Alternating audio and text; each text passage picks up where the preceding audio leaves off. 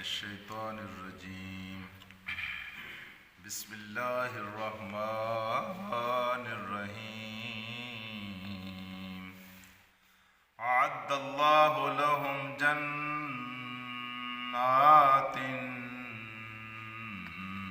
تجری اعد اللہ لهم جنات تجری من تحتها الانہار خالدین فیہا ذالک الفوز العظیم صدق اللہ العلی العظیم۔ رفقائے محترم، یہ بات ہم سب جانتے ہیں کہ ہم سب نے ایک نہ ایک دن مر جانا ہے،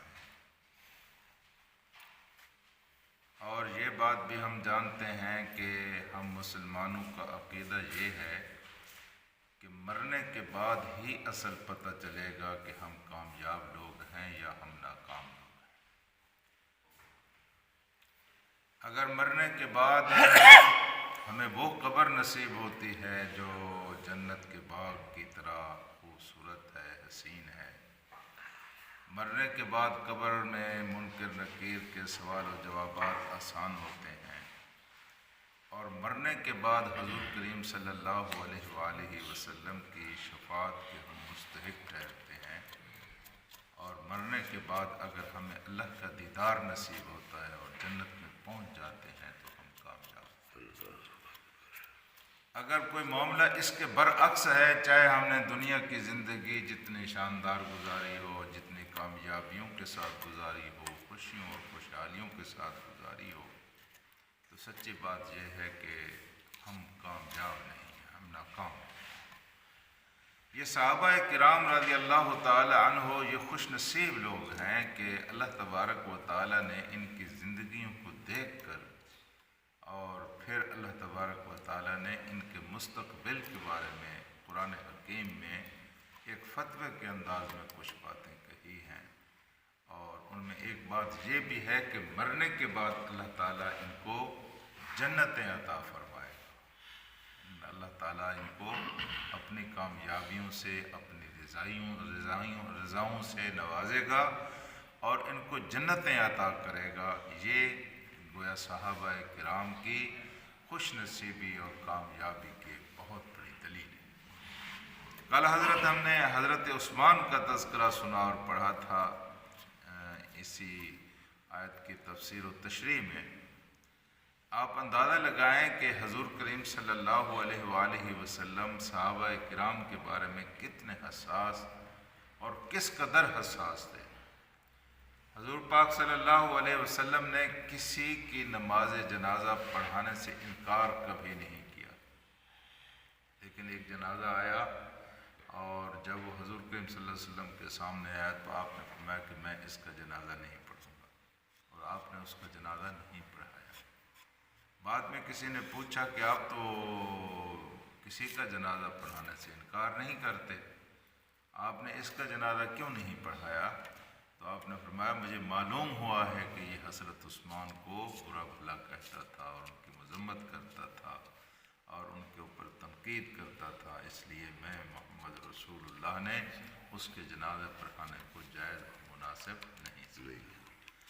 تو حضرات، یہ بہت بڑا مقام ہے جو اللہ پاک نے صحابہ کرام کو عطا کیا ہے، اور حقدار بھی ہیں اس کے۔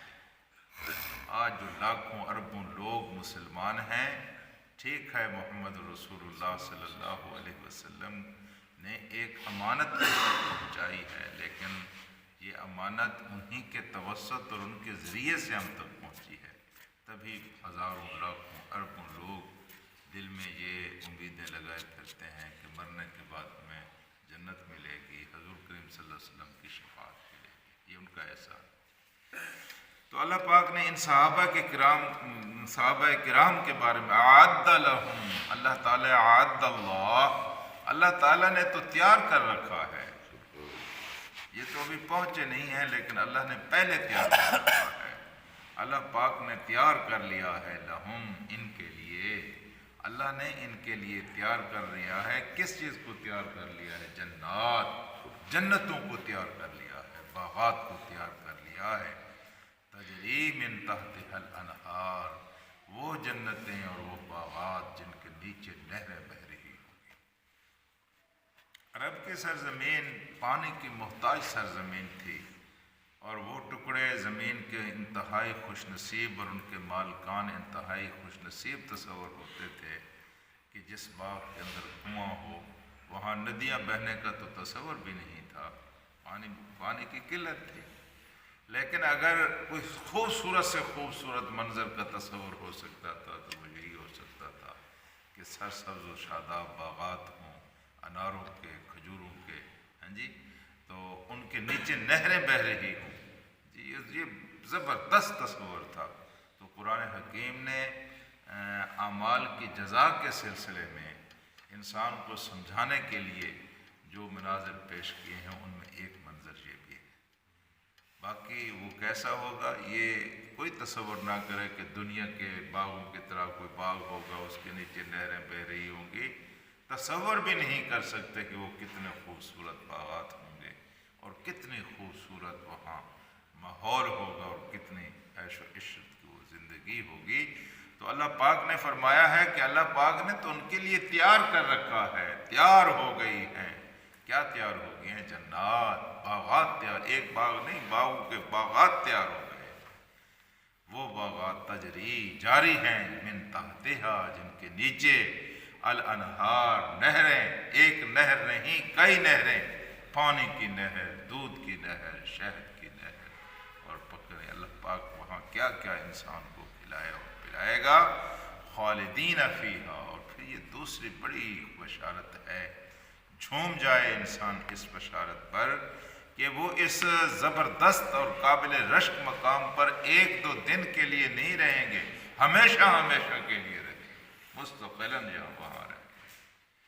خالدین فیہا، وہ اس میں ہمیشہ ہمیشہ کے لیے رہیں گے. ذالک الفوز العظیم. کامیابی کے پیچھے لوگ بھاگے بھاگے پھرتے ہیں. اللہ پاک نے فرمایا ہے اگر کامیابی حاصل کرنی ہے تو یہ ہے وہ کامیابی. فَلْنَتَنَافَسِ الْمُتَنَافِسُونَ. محنت کرنے والوں کو اس کے لیے محنت کرنی چاہیے. اللہ تعالیٰ آپ کو جنتیں عطا کرے اور اللہ پاک آپ اپنی رضاؤں سے آپ کو نوازے اور اللہ پاک آپ کو برے حساب سے بچا لے، آسان حساب آپ کا کرے. یہ بہت بڑی کامیابی ہے. یہ آپ نے کئی دفعہ سنا ہے اور میں نے آپ کو سنائی ہے یہ حدیث کہ حضور کریم صلی اللہ علیہ وآلہ وسلم آئے حضرت عائشہ صدیقہ رضی اللہ تعالی عنہ کے حجرے میں لیٹے. پھر آپ نے کہا عائشہ مجھے چھوڑ دو، میں نے اپنے رب سے باتیں کرنی ہیں. پھر کھڑے ہو گئے اور پھر جب کھڑے ہوئے تو پھر رات ساری کھڑے.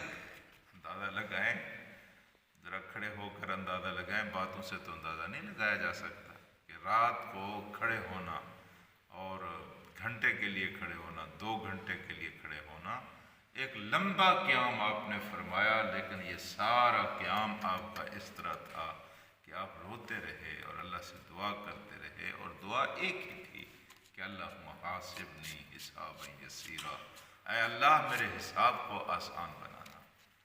اب حضور کریم صلی اللہ علیہ وسلم رو رہے ہوں، حضرت عائشہ سوئی ہوئی ہوں، تو اس کو کہاں نیند آئی ہوگی. وہ بھی سنتی رہیں لیکن مداخلت کی جرت نہ کر سکیں. اور جب صبح ہوئی تو پھر حضرت عائشہ صدیقہ رضی اللہ تعالی عنہا نے اپنے سرتاج سے پوچھا یا رسول اللہ، آپ کے تو اللہ پاک نے اگلے پچھلے سارے گناہ معاف کر دیے ہیں، آپ پھر کیا دعا مانگ رہے تھے کہ اللہ میرا حساب آسان فرمانا؟ اللہ نے تو آپ کو بخش دیا ہے. آپ نے فرمایا عائشہ سن میری بات کو کہ قیامت کا دن ہوگا اور ہر انسان کو اللہ کے سامنے پیش کیا جائے گا. اب کچھ لوگ آئیں گے فلاں بن فلاں، جاؤ تمہیں معاف کیا، جاؤ تمہیں معاف کیا، جاؤ تمہیں معاف کیا. لیکن کوئی نام ایسا آئے گا کہ اللہ تعالیٰ پوچھے گا ہاں بھی بتا میری نعمتیں جو میں نے دی تھی تو نے ان کا کیا کیا. بس جس سے سوال جواب شروع ہو گئے، بس من نوکش الحساب فقد ہلک یا عائشہ، بس جس کا مناقشہ شروع ہو گیا ایشا وہ ہلاک ہو گیا، وہ پھر نہیں بچ سکتا۔ تو میں اللہ سے یہ دعا کر رہا تھا کہ اللہ میرا نام، چلو ہم بھی یہی دعا کرتے ہیں کہ اللہ ہمارا نام ان لوگوں میں شمار فرما، ہاں جی، جب حساب کتاب کا وقت آئے تو کہے اللہ جاؤ میں تمہیں بخش دیا، اللہ کہے جاؤ میں